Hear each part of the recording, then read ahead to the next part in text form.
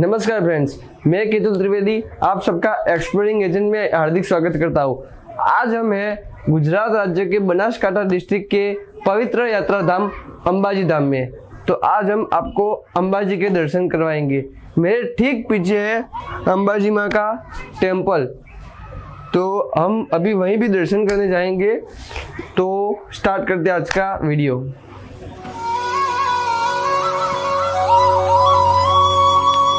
तो अभी हम मंदिर में दर्शन करने जाएंगे माँ अम्बा के, क्योंकि वहाँ पे कैमरास अलाउड नहीं है, मोबाइल अंदर ले जाना अलाउड नहीं है। तो हम अपना कैमरा यहीं पे अपनी रूम पे छोड़ के जाएंगे और दर्शन करके वापस आके फिर आपको वहाँ के बारे में बताएंगे।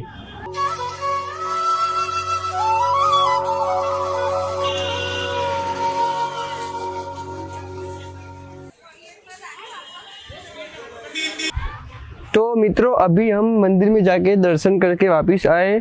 हमने वहाँ माँ अम्बे के दर्शन किए, साथ ही में हमने महादेव और श्री सिद्धि विनायक के दर्शन किए। अभी हम हमारी धर्मशाला के गार्डन में खड़े हैं। यहाँ पे भी उमिया माता जी की मूर्ति है और अभी हम कैलाश टेकरी जाने के लिए निकलेंगे या फिर हम कुंभारिया जाएंगे। दोनों में से एक जगह अभी हम जाएंगे। कहाँ जाना है वो अभी डिसाइड नहीं किया, वो हम अभी रास्ते में डिसाइड करेंगे, क्योंकि दोनों की रूट सेम ही है।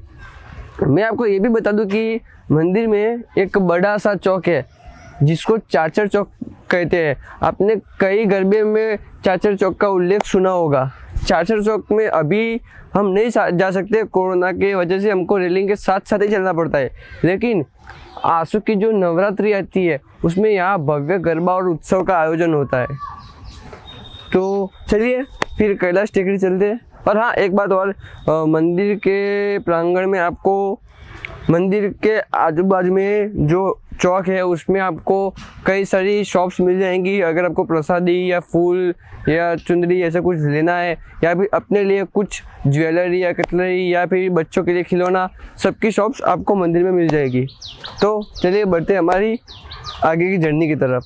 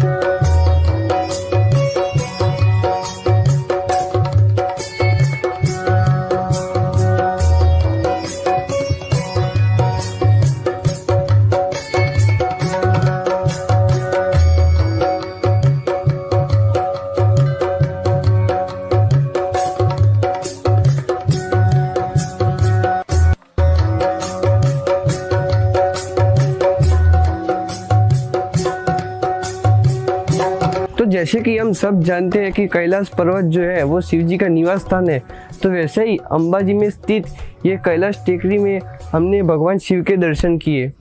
अगर हम यहाँ के सीन सीनरी की बात करें तो हाईवे से थोड़ी हाइट पे होने की वजह से, थोड़ी टेकरी मतलब थोड़ी ऊंचाई पे होने की वजह से यहाँ पे चारों ओर पर्वत का बहुत अच्छा दृश्य दिख रहा है। साथ ही में हरियाली भी बहुत अच्छी खासी है और अंबाजी का जो मेन टेम्पल है, जो मेन मंदिर है, वो भी यहाँ से बहुत खूबसूरत तरीके से हमको दिख रहा है। तो अभी हम आगे जाएंगे कोटेश्वर महादेव और वहाँ पे कोटेश्वर महादेव के हम दर्शन करेंगे। चलिए।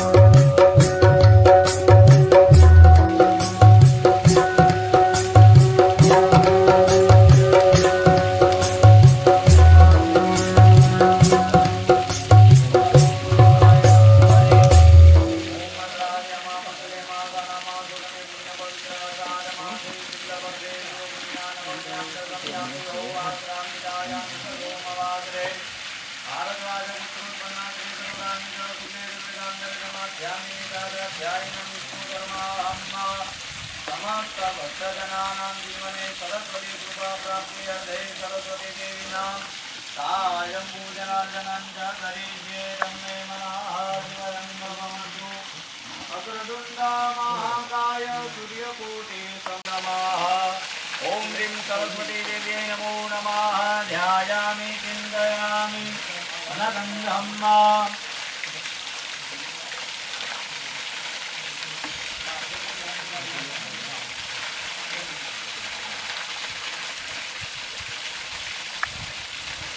ओम दां गंधर्वाघनौदामिन्द्रदां बृहस्पतिः त्वामोकरे सोमो राजा विद्वानिस्मादमुख्यादा विघण्डं चन्दनं दिव्यं गन्धार्यं सुमनोहरं विलेपनं सुरश्रेष्ठा चन्दनं रविसूर्यनाम्ना गन्धं समर्पयामि।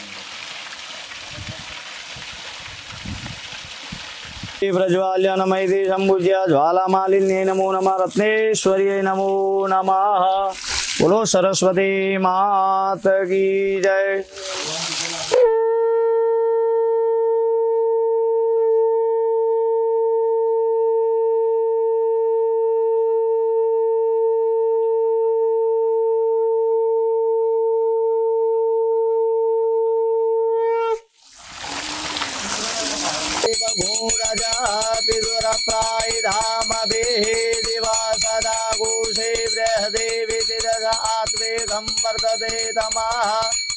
ओम जय सरस्वती मैया मैया जय सरस्वती मैया वंदन करिए मातमने वंदन करिए मातमने पार करो नैया। ओम जय सरस्वती मैया मंगलकारी मात भवानी तू आद्या शक्ति मैया तू सरस्वती वंदनम अस्ते सरस्वत्या वंदनम। तो यहाँ आके हमने आपको कोटेश्वर महादेव के रूप में शिव जी के दर्शन करवाए।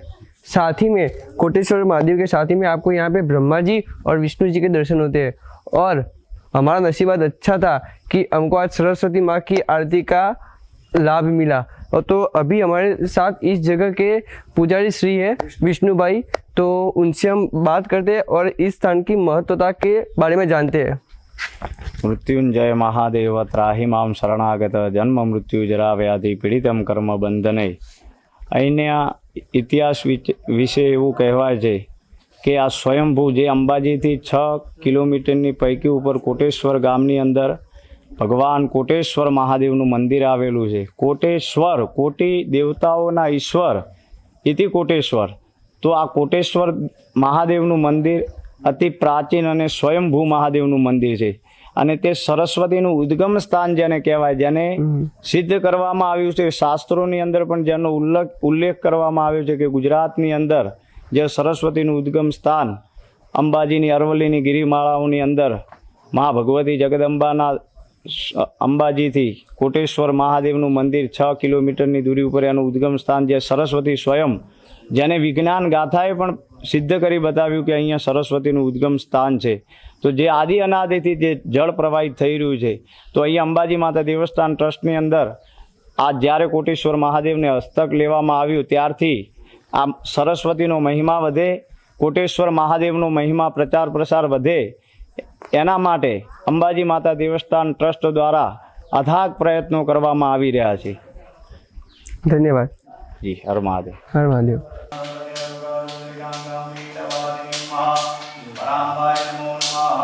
हम यहाँ से अंबाजी की ओर प्रस्थान करेंगे।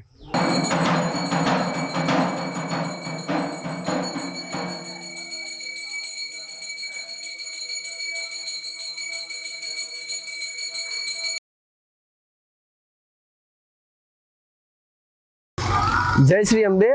अभी हम अंबाजी से 3 किलोमीटर दूर यहाँ पे तलहटी पे हैं और आप मेरे पीछे जो पर्वत देख सकते हो वो गब्बर पर्वत है।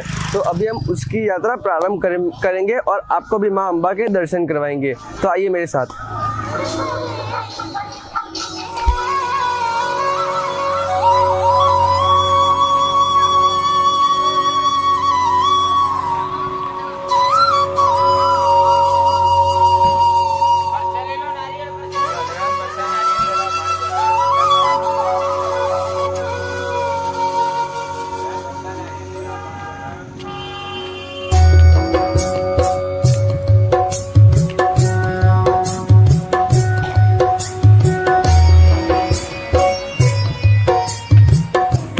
यहाँ से गब्बर की यात्रा शुरू होती है और अगर आपको 51 शक्तिपीठ के दर्शन करने हैं तो उसकी यात्रा इस साइड से शुरू होती है।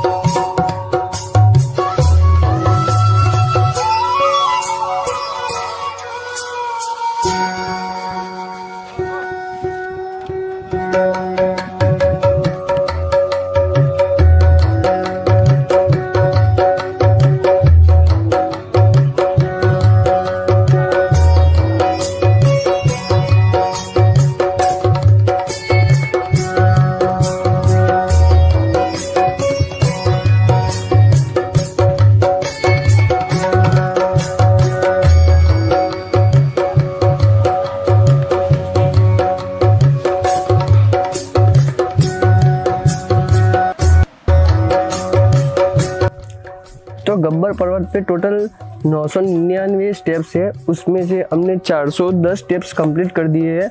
यहाँ हर 10 स्टेप्स के बाद यहाँ पे नंबर लिखा है, जैसे कि 420, 430, 440 ऐसे करके। तो अगर मौसम की बात करें तो मौसम में कभी धूप निकल रही है, कभी बादल आ रहे हैं, अभी बारिश की बूंदाबांदी चल रही है। 400 स्टेप ख़त्म करने के बाद यहाँ पे हमने माँ अम्बा के झूले के दर्शन किए हैं। अभी ऊपर जाके हम माँ के अखंड ज्योत के दर्शन करेंगे और आप यहाँ से देख सकते हो कि कितना बढ़िया नज़ारा यहाँ मेरे सामने आ रहा है। सब गाड़ियाँ वो सब छोटी छोटी दिख रही है, हाईवे यहाँ से बहुत छोटा दिख रहा है, तो बहुत अच्छा दृश्य मेरे सामने दिख रहा है।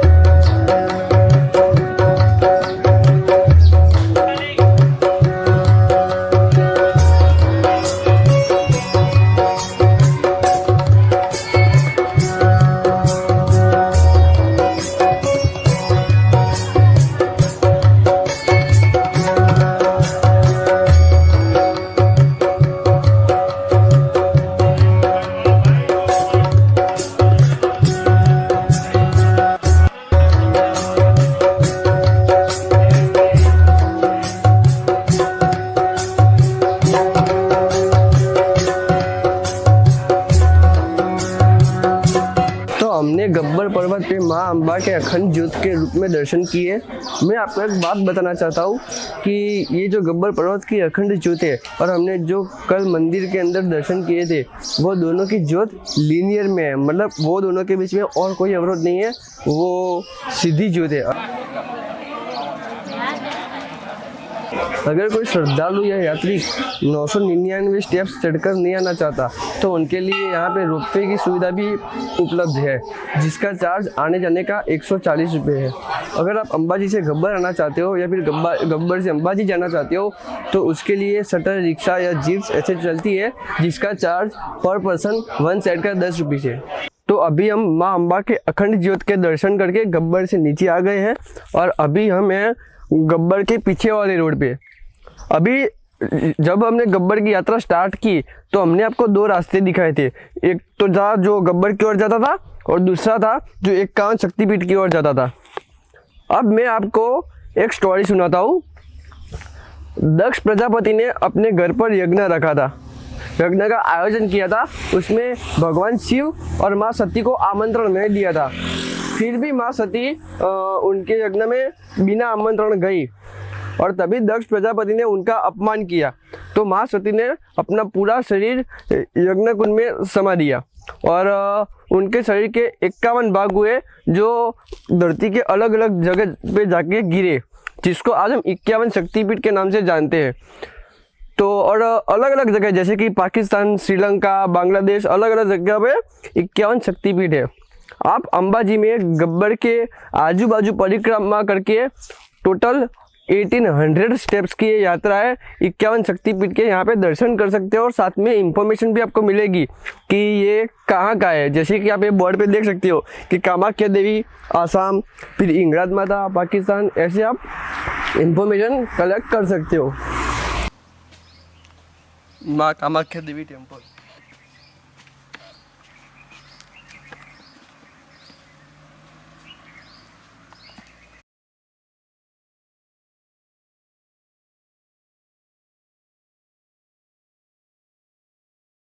तो अभी हमारे साथ अंबाजी मंदिर की यज्ञशाला के आचार्य श्री डॉक्टर श्वेतांग भाई जोशी उपस्थित है, जिन्होंने पीएचडी करके डॉक्टरेट की पदवी भी हासिल की है। तो आइए कुछ उनसे हम अंबाजी के बारे में जानते हैं। नमस्ते। नमस्कार। अंबाजी मंदिर गुजरात का प्रसिद्ध यात्रा धाम है और वो हृदय शक्तिपीठ भी माना जाता है। जब दक्ष प्रजापति द्वारा आयोजित यज्ञ में भगवान महादेव जी और माँ पार्वती को आमंत्रण नहीं मिला, तब जाके माँ पार्वती ने यहाँ पे उनके पिता के घर पे जाने की हट की।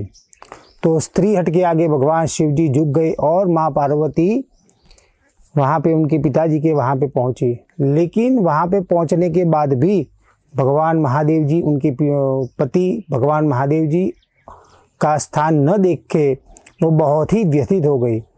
इसलिए वो बहुत ही माँ पार्वती क्रोधित हुई और वहाँ पे उन्होंने अपने आप को भगवान अग्निदेव के अंदर देह विलय करने का निर्णय किया। तो उसके अंदर माँ पार्वती ने जब देह विलय किया तब भगवान महादेव जी को ये समाचार सुनते ही बहुत ही क्रोधित उठे और वो पूरी सेना के साथ वहाँ दक्ष प्रजापति के वहाँ पे पहुँच गए।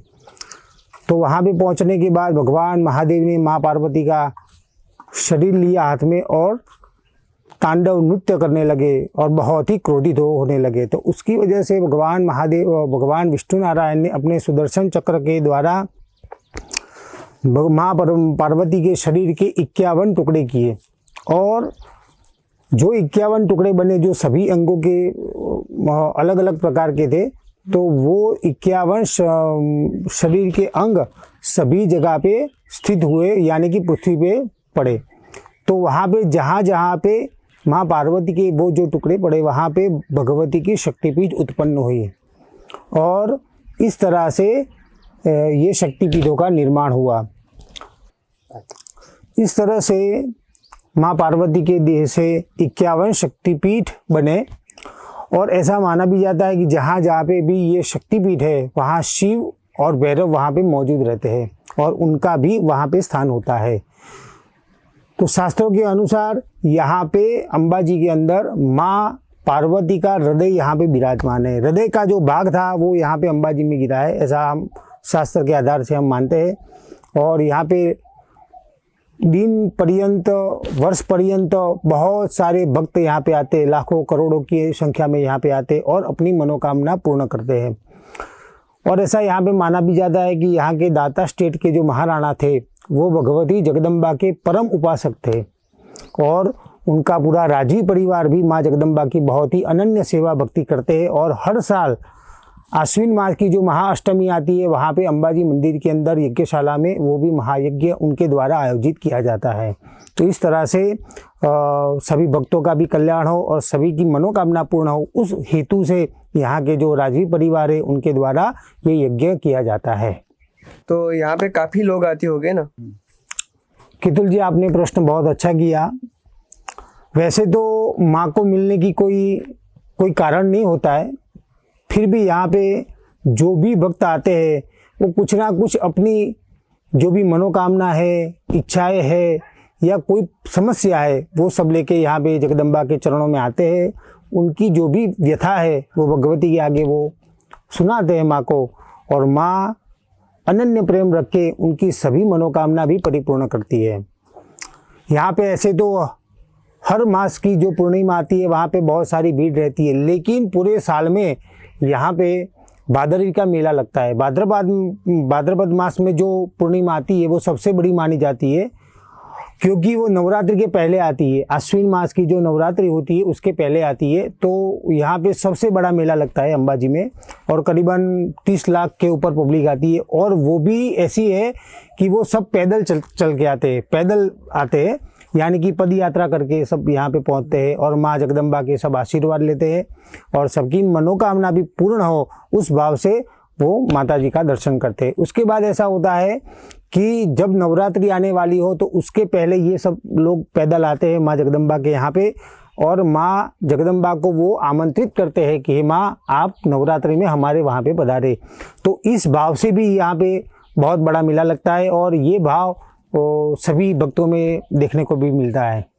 अच्छा, मैंने ये जान लिया कि यहाँ पे बहुत सारे श्रद्धालु आते हैं, लेकिन जो मैं यहाँ पे देख रहा हूँ कि इतना मनोरम्य यहाँ पे एटमॉस्फियर है, तो यहाँ पे ऐसे भी लोग होंगे ना जो घूमने फिरने के लिए यहाँ पे आते होंगे? जी केतुल जी, यहाँ पे बहुत सारे लोग आते हैं और घूमने फिरने के उद्देश्य से भी आते हैं, लेकिन ज़्यादातर यहाँ पे जो अंबाजी में आते हैं वो माँ जगदम्बा के परम भक्त होते हैं और बस माँ को मिलने का ऐसे तो कोई कारण नहीं होता है, लेकिन फिर भी वो माँ को मिलने का आनंद ही कुछ और होता है। तो उस उद्देश्य से यहाँ पे आते हैं और आके 2-3 रुकते हैं और भगवती की जगदम्बा की सेवा, पूजा अर्चना, यज्ञ आदि वगैरह कार्य भी करते हैं। अच्छा आचार्य जी, अब ये बात बताइए, यहाँ पे मैंने ये बात नोटिस की कि बहुत सारे लोग जो अपने बुरा श्रद्धालु यहाँ पे आते हैं वो यहाँ पंडितों द्वारा पूजा पाठ, फिर मंत्र जाप, यज्ञ यज्ञादि करवाते हैं, तो उसका कोई अधिक महत्व है क्या? जी केतुल जी, यहाँ पे मंदिर में माँ जगदम्बा की सेवा पूजा अर्चना करने के लिए बहुत सारे भक्त आते हैं, यज्ञ यागादि कार्य कराते हैं। तो उन सभी का भी कल्याण हो और सबकी मनोकामना परिपूर्ण हो, उस हेतु से यहाँ पे पूरे साल भर यहाँ पे अविरत यज्ञ चालू रहते हैं। जो यज्ञशाला में अंबाजी मंदिर के अंदर चाचर चौक में ही यज्ञशाला है, वहाँ पे अविरत यज्ञ चालू ही रहते हैं जगदम्बा के। और माँ जगदम्बा के अनेक प्रकार के यज्ञ होते हैं, चंडी यज्ञ होता है, नवचंडी यज्ञ होता है, लक्ष्मी यज्ञ होता है, सहस्त्र चंडी यज्ञ होता है। तो इस प्रकार से अनेक प्रकार के यहाँ पे यज्ञ किए जाते हैं और माँ जगदम्बा की परम उपासना भी करते हैं। और अच्छे दिनों के अंदर भी माँ जगदम्बा का अनुष्ठान करते हैं। नवार्ण मंत्र का अनुष्ठान होता है, सबके बीज मंत्र का जो होते हैं, महाकाली का, महालक्ष्मी का, महासरस्वती का, सभी देवी का अलग अलग प्रकार से जो भी बीज मंत्र होते हैं उनका भी अनुष्ठान करते हैं। उसके अलावा भी जो भी यजमान जो होते हैं उनका भी एक कोई स्पेशल उनका कोई संकल्प होता है कि हमारा ये कार्य संपन्न हो तो हम ये भी कार्य जगदम्बा की प्रसन्नता के लिए करवाएंगे। तो इस तरह से ये कार्य भी यहाँ पे करते हैं।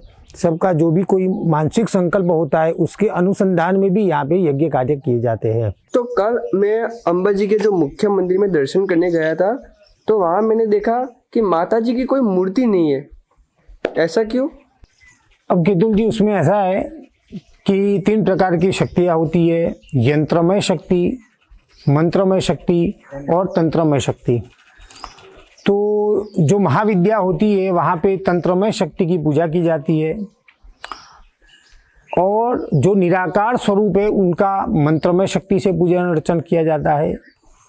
और भगवती जगदम्बा, यहाँ पे जो अम्बाजी मंदिर के अंदर निज मंदिर में जो माता जी का स्वरूप अपने को दिखता है दर्शन करने के लिए, वो सिर्फ वहाँ पे यंत्रमय पूजा की जाती है। लेकिन वहाँ के अंदर ऐसा भगवती का स्वरूप बनाते हैं कि जैसे हमको ऐसा स्वरूप दिखे कि ये आद्य शक्ति जगदम्बा का स्वरूप ही है, लेकिन वहाँ पे कोई मूर्ति नहीं है। वहाँ पे सिर्फ यंत्र की ही पूजा की जाती है। मंदिर के अंदर भी यंत्र की ही पूजा की जाती है, ऐसा मानना जाता है, क्योंकि वो विषा यंत्र जो है उसकी ही सेवा पूजा अर्चना करते हैं। कितुल जी, मैं आपको एक विशेष बात भी बताना चाहूँगा अम्बाजी मंदिर के लिए, कि यहाँ पे जो अम्बाजी मंदिर का निर्माण किया हुआ है वो पूरे मार्बल से है, लेकिन इसके ऊपर पूरा स्वर्ण का भी मंदिर बन रहा है। तो आधा मंदिर तो अभी तक बन चुका भी है और ऐसा माना जाता है कि उसके ऊपर बहुत सारे कलश भी है, स्वर्ण के, सब कलश स्वर्ण के ही है। और माँ जगदम्बा के परम भक्त और जो श्रद्धालु है वो अपने माध्यम से भगवती जगदम्बा के चरणों में वो स्वर्ण अर्पण करते हैं। अच्छा आचार्य जी, आपसे मिलकर हमको बहुत खुशी हुई, बहुत आनंद आया। आपने हमको ये नई नई जानकारी दी। अब हमको भी जब अनुष्ठान या पूजा पाठ करवाना होगा तो हम आपका ही संपर्क करेंगे। आप ऑनलाइन भी तो काम करते होंगे। जय केतुल जी, यहाँ पे माँ जगदम्बा के मंदिर के अंदर यज्ञशाला में बहुत सारे यजमान आते हैं और अपनी मनोकामना पूर्ण हेतु यहाँ पे बहुत सारे यज्ञ करवाते हैं, अनुष्ठान करवाते हैं। तो ये विशेष प्रकार की पूजा भी करवाते हैं। अम्बाजी के अंदर पूरे भारत भर से उनके श्रद्धालु आते हैं और देश विदेश से भी यहाँ पे श्रद्धालु आते हैं। और जो नहीं आ सकता है वो भी यहाँ पे हमारे द्वारा यहाँ पे ऑनलाइन यज्ञ वगैरह सब करते हैं और उनको दर्शन वगैरह करवाते हैं और इस प्रकार से भी वो हमारे साथ जुड़े रहते हैं। अच्छा आचार्य जी, आपसे मिलकर दिल से खुशी हुई, उसके लिए धन्यवाद। तो अभी हम अम्बा जी के आचार्य जी श्वेतांक जोशी से मिले। वो PhD किए उन्होंने ज्योतिष में भी और ज्योतिषाचार्य के साथ साथ वो यज्ञ विशारद भी है। तो अगर आपको भी कोई पूजा पाठ, यज्ञ या फिर अनुष्ठान या फिर कोई ज्योतिष का काम है तो और संपर्क करना चाहते हो तो डिस्क्रिप्शन में मैं उनका नंबर दे रहा हूँ, तो आप उनका संपर्क कर सकते हो। तो दोस्तों, अभी हम यहाँ पे हमारी धर्मशाला के गार्डन में बैठे हुए हैं और मौसम का आनंद ले रहे हैं। ठंडी ठंडी हवाएं चल रही है, उसका आनंद ले रहे हैं। तो मैं आपको बता दूं कि हमारा स्टे उमिया पथिकाश्रम नाम की धर्मशाला में था, जिसमें हमने 2 रूम्स लिए थे।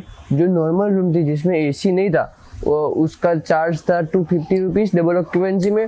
और दूसरा रूम हमने AC रूम लिया था जिसमें टेलीविज़न भी उपलब्ध है और 24/7 गर्म पानी की सुविधा भी आपको मिलेगी, जिसका टैरिफ 650 रुपीज़ पर डे।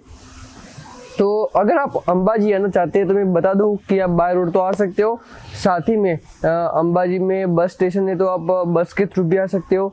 अगर आप ट्रेन से आना चाहते हो तो यहाँ का nearest railway station Abu road में है, तो आप आबू रोड तक ट्रेन में आओ, वहाँ से फिर टैक्सी या बस में अम्बाजी आ सकते हो। अगर आप बाय फ्लाइट आना चाहते हो तो यहाँ से नियरेस्ट एयरपोर्ट अहमदाबाद में है।